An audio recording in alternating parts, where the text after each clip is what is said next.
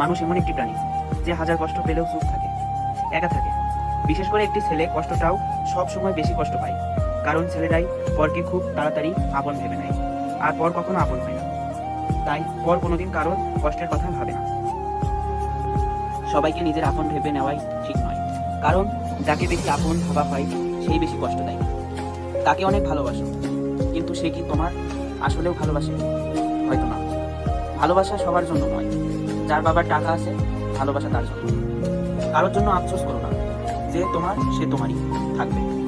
তোমার কাছ থেকে তাকে কেউ কেড়ে নিতে পারবে না।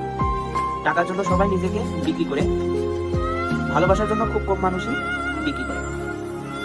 তুমি তার জন্য আফসোস করো না, সে তোমাকে কোনোদিন ভালোই বাসেনি। ভালোবাসা মন থেকে হয়, রূপ দিয়ে নয়।